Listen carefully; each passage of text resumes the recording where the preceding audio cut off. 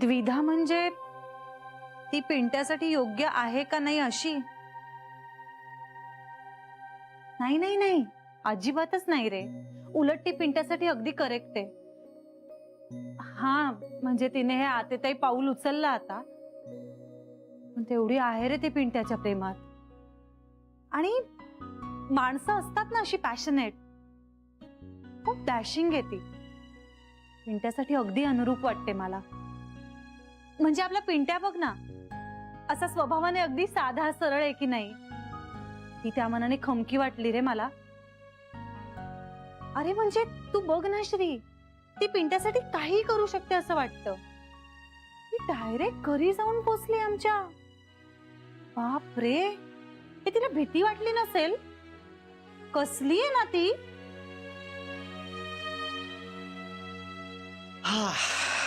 काय झालं? काही नाही.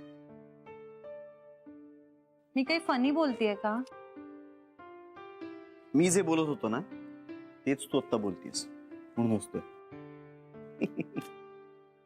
मला तुझं पटत नाही असं नाहीये रे श्री. पण पुढे पुढे काहीतरी आहे ना वाक्य. गप्प बस आहे श्री. अरे वाक्य उरलंय अजून. पण पुढे काहीतरी आहे ना. जा, काही नाही. बायकोला सोडून कुठे जाऊ? बायकोला सोडून तुला कुठेही जायला सांगितलं नाही मी.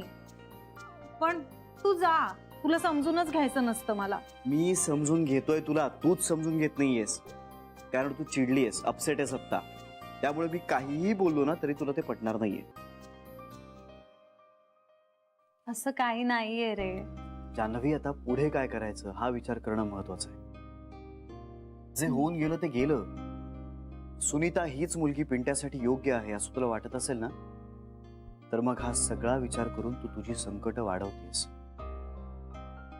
म्हणजे सुनीतानं जो काही आगाऊपणा केलाय किंवा तुझ्या आई बाबांना दुखावलंय, तरीही तो आगाऊपणा करून देखील पिंट्यानं तिच्याशीच लग्न करावं असं जर तुला वाटत असेल ना, तर तुझ्यासमोर खूप मोठं चॅलेंज आहे. कारण आता तुझे आई बाबा सुनीताला सून म्हणून स्वीकारतील असं मला वाटत नाही. रादर ते आता अशक्य असं मला वाटतं. मला कल्पना आहे त्याची. आणि आपला पिंट्या काहीसा वल्नरेबल आहे. होणार आहे. बिचारा खूप स्ट्रेस असला ना तसा शेल मध्ये जातो तो. त्यामुळे त्याची तुला फार काही मदत नाही होणार. त्यामुळे आता ह्या पुढची खिंड तुला एकटीला लढवायची. म्हणून मी म्हणतोय, आता जे काही डॅमेज व्हायचं होतं ना ते झालेलं आहे. आता चिडण्यात काही पॉइंट नाही. आता ह्याच्या पुढे काय करायचं याचा विचार करूया. आणि मी आहे तुझ्या बरोबर. आय मीन माझी तुला किती मदत होईल मला माहित नाही, पण श्री, अरे तुझी मदत म्हणजे तू माझ्या बरोबर आहेस हाच केवढा मोठा आधार आहे माझ्यासाठी. तू फक्त मला असं मी चूक आहे असं नको ठरवत जाऊस. पण मी तुला दोष देतच नव्हतो. तू म्हणतोयस ते बरोबर आहे. मला आता काय केलं पाहिजे हे ठरवलं पाहिजे. तू हस आणि आता तू म्हणशील की जे तू म्हणत होतास तेच मी म्हणतेय, पण तसं नाहीये. म्हणजे कुठेतरी बॅक ऑफ द माइंड सकाळपासून माझ्या डोक्यात हा विचार चालूच होता बाबांशी कसं बोलायचं याचा. मला श्री बाबांची काळजी नाहीये रे. त्यांच्याशी बोलणं ना तसं सोपं आहे. मला आईशी बोलण्याचंच टेन्शन आलंय. कारण तू म्हणतोस तसं तिच्याशी बोलणं अवघडच नाही, अशक्य आहे. पण नाही, त्यांना समजवायलाच जायचं नाही. म्हणजे तुला आईजी सांगते ती गोष्ट माहितीये? कुठली? आपण आईजी कडनं जायचूया. बरं झालं आठवलं. श्री, मला वाटतं आता आपण आयजींशी बोललं पाहिजे रे. म्हणजे खूप झाला आता सस्पेन्स. म्हणजे दाखवण्याचा कार्यक्रम झाला, मग पिंट्या आला, ही सुनीता आली, सगळंच असं गूढ आहे रे. त्यांना आता सांगितलं पाहिजे सगळं. नाही, तुला जे हवंय ते तू ठरव. पण म्हणून फक्त पिंट्या आला, सुनीता आली म्हणून सांगायला जाऊ नकोस. नाही नाही, पण मला सांगायचंय आता आयजींना.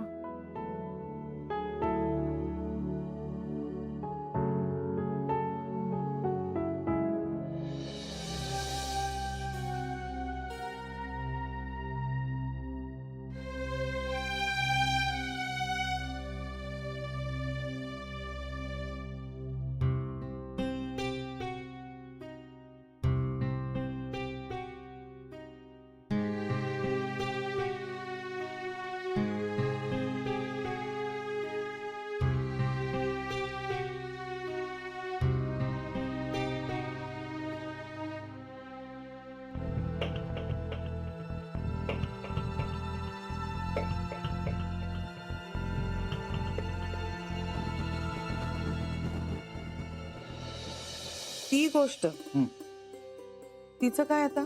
सांग ना, जान्हवीला ऐकायचे. अरे सांगितली असेल ना मी तिला. नाही, पण मला आठवत नाहीये.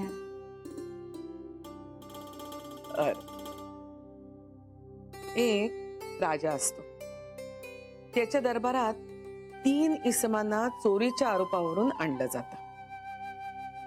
पहिल्या इसमाला राजा म्हणतो, मला तुझ्याकडून या गोष्टीची अपेक्षा नव्हती, आणि त्याला सोडून देतो. दुसऱ्या इसमाला सांगतो की ह्याला तुरुंगात टाका. तिसऱ्या इसमाचे हात तोडायला सांगतो आणि तुरुंगात टाकतो. प्रधान आश्चर्यचकित होतो. तो राजाला म्हणतो की महाराज, या तिन्ही इसमांनी एकच गुन्हा केला, मग त्यांना असा वेगवेगळा न्याय का? राजा म्हणतो, मी याचं उत्तर देणार नाही, काळ याचं उत्तर देईल. दुसऱ्या दिवशी समजतं, ज्याला राजानं तुझ्याकडून अशी अपेक्षा नव्हती हे म्हटलेलं असतं, त्यांनी आत्महत्येचा प्रयत्न केलेला असतो. राजाचं बोलणं त्याच्या जिवारी लागतं. काही काळानं कळतं, ज्याला तुरुंगात टाकलेलं असतं तो तुरुंगातून बाहेर आल्यानंतर अपमानित होतो आणि गाव सोडून जातो. आणि ज्याला हात तोडून तुरुंगात टाकलेलं असतं तो तुरुंगातून सुटून परत एका चोरीच्या गुन्ह्यात अडकतो. तात्पर्य हे की माणसं ओळखून त्यांच्याशी वागावं लागतं. कळलं?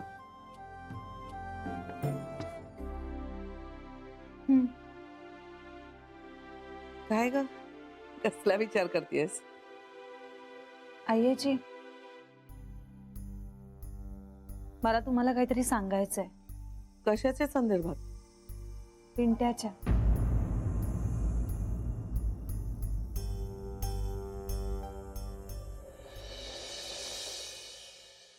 फुलंवाल्याने फुलं टाकली नाहीयेत का? फुलपुडी बंद केलीये मी. का? कशाला उगाच भुर्दंड? म्हणजे एवढं देवाचं करून काही उपयोग झालाय का? हे बघ, देवाने काही द्यावं म्हणून नाही पूजा करत मी.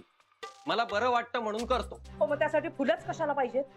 मला लागतात, शिवाय पूजा पूर्ण झाली असं नाही वाटत मला. बरं, सांगते आता उद्या टाकायला. हो, फुलं केवढी महाग झालेली आहेत, परवडायला पण पाहिजे ना आपल्याला. अगं देवाला तरी सोड. हो, सोडलंच आहे मी, काहीच करणार नाहीये देवाचं, सांगून ठेवते तुम्हाला. हा चालला वाटतं आता त्या टवळीला भेटायला. आई, मला सरांचा फोन आला होता, पर्सनली अर्जन्सी आहे, मला सुट्टी नाही घेता येणार. चोर ती दळभद्री नोकरी. आई, मी नोकरी नाही सोडणार. का? त्या टवळीला भेटायचं असेल तुला? आई, मी काम करायला जातो तिथे. गेल्या महिन्यात पगारवाढ मिळाली, माहिती आहे ना, ती मी मेहनत करतो म्हणून. हो का? मेहनत करतो माहितीये ना, हेच धंदे करायला जातो, बाकी काय? त्याला जाऊ दे त्याला. अहो पण देवाला सोडलेस ना, तसंच त्याला देखील सोड. एवढंच हातात आहे आपल्या. येतो मी.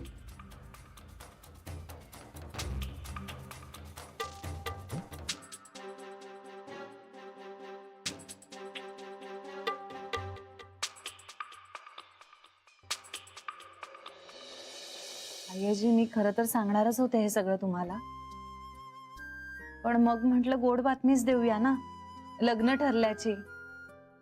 पण आता सुनीताने हे जे काय सगळं करून ठेवलं. मला उलट कौतुक वाटतंय त्या मुलीचं.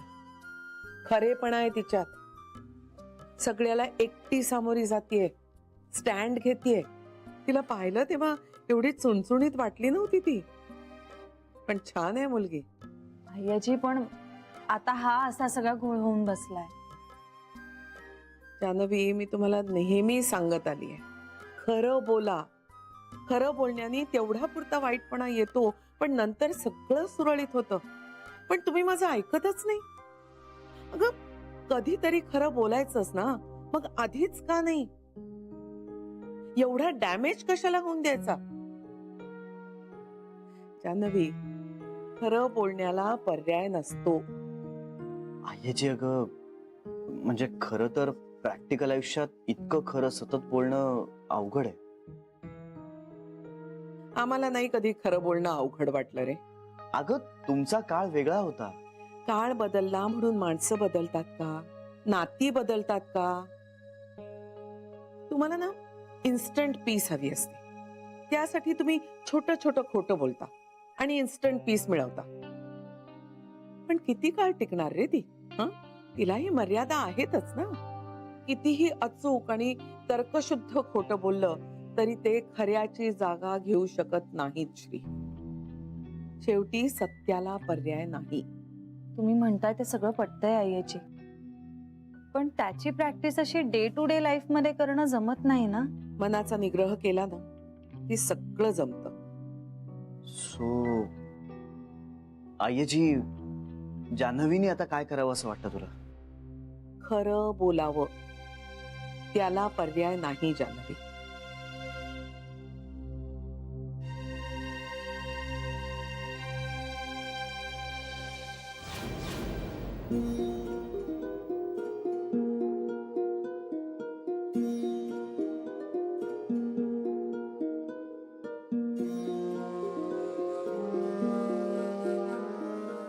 रोन्या,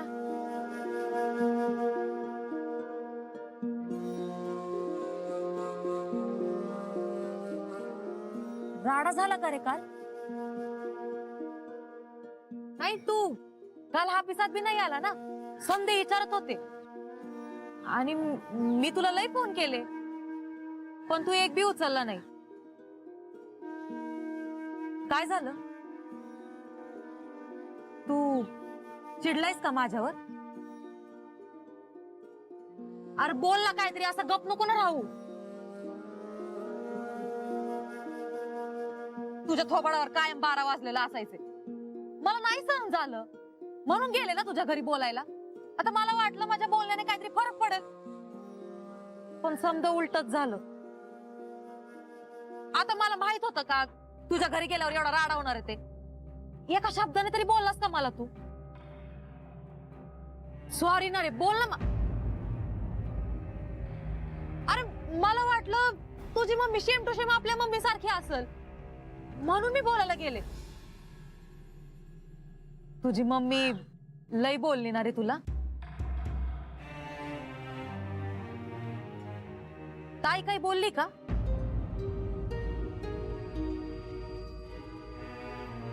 कोण ताई?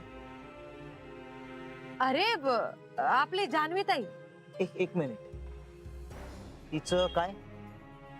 नाही मी फक्त विचारलं की ती काही बोलली. तिला मी काही सांगितलं नाहीये आणि सांगणार पण नाहीये.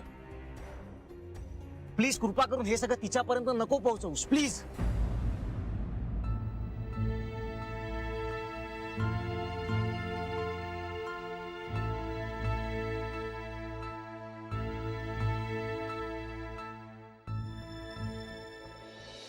नको एवढा विचार करूस.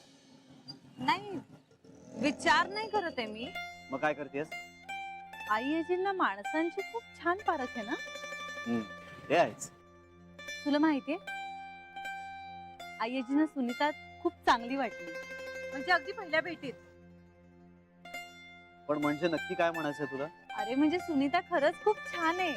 हे बघ, मला काही तिचा अनुभव नाही, पण जर तू म्हणत असशील की ती चांगली मुलगी आहे तर निश्चित चांगली असेल. आणि मुळात ती पिंट्याला आवडले म्हटल्यानंतर प्रश्नच नाही.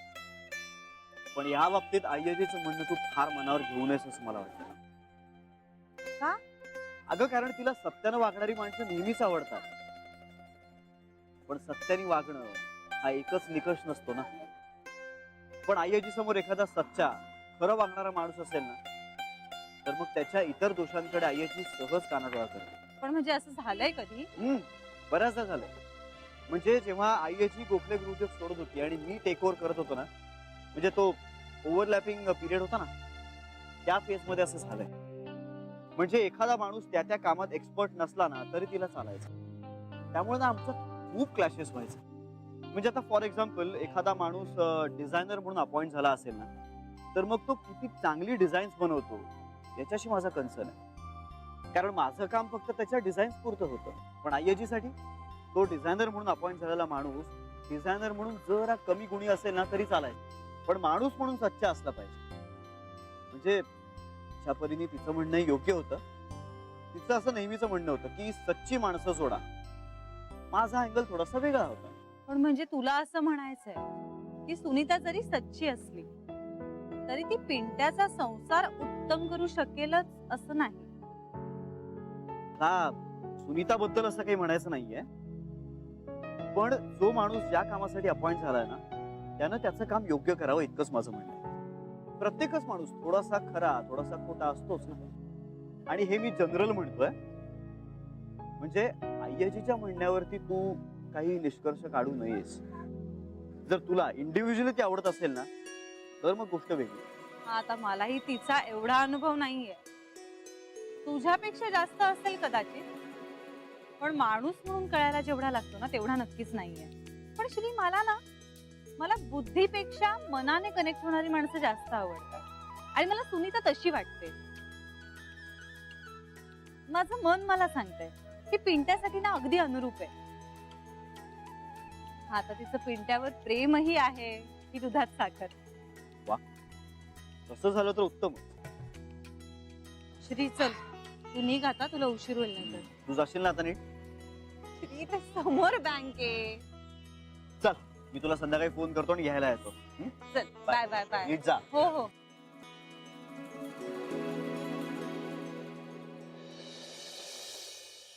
फोन करायला काय धाड भरली ह्याला.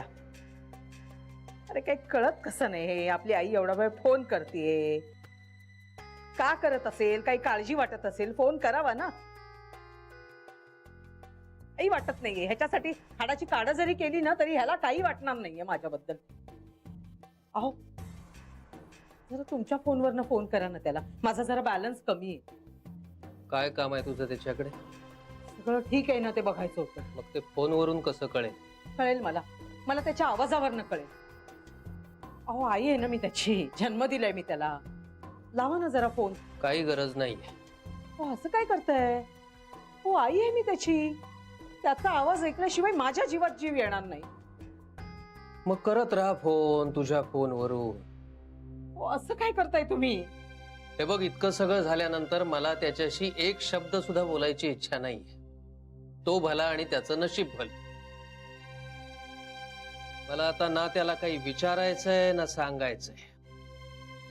त्यामुळे माझ्या फोनवरून त्याला फोन नकोच. मग तुम्ही कशाला डोक्यात राग घालून घेताय? तो एक मूर्ख आहे माहिती आहे ना आपल्याला. पण आता आपल्याला त्याला ढील देऊन चालणार नाही. उगाच पळून बिळून जायचा त्या कैदाशणी बरोबर. पुरे आता. पुरे काय पुरे? काही झालं तरी माझ्या पिंट्याला मी त्या औदसेच्या गळ्यात मंगळसूत्र घालू देणार नाही. मग आयुष्यभर माझा पोरगा बिन लग्नाचा राहिला ना तरी चालेल मला. कला नाव आहे माझं, शशिकला सहस्त्रबुद्धे.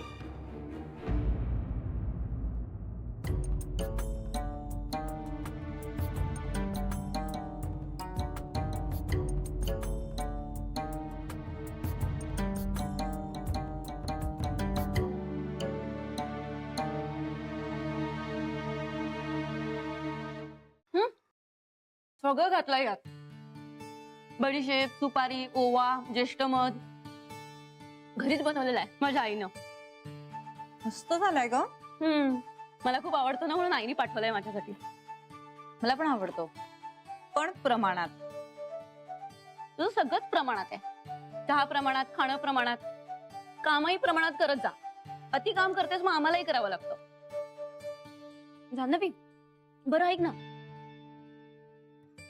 परवा तुझ्या घरी काही राडा झाला का ग?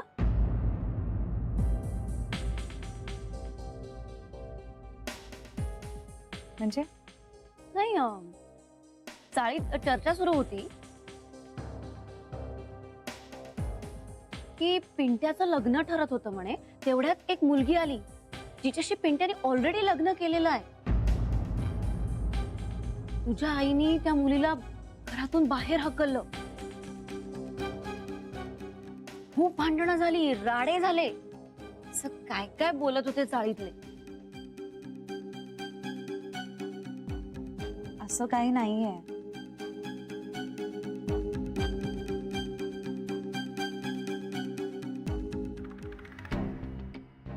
तेच मी म्हंटल, पिंट्याचं लग्न झालं असतं तर आम्हाला कळलं नसतं.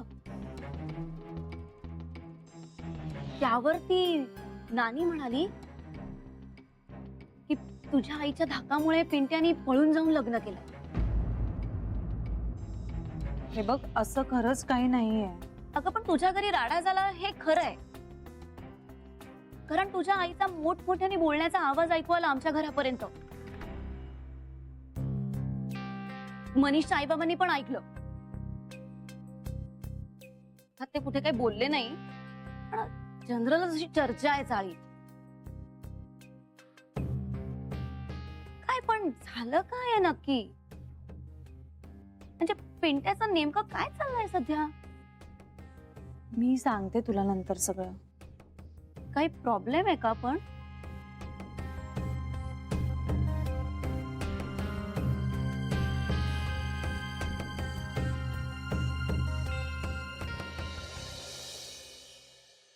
अजून फोन नाही याचा. काय करावं माणसाने काही कळत नाहीये. ते पळून बिळून गेला तर काय जीव द्यायचा का आपण? काय कलावहिनी, बातमी कळली आम्हाला. कसली बातमी? हो, पिंट्याचं लग्न झाल्याची.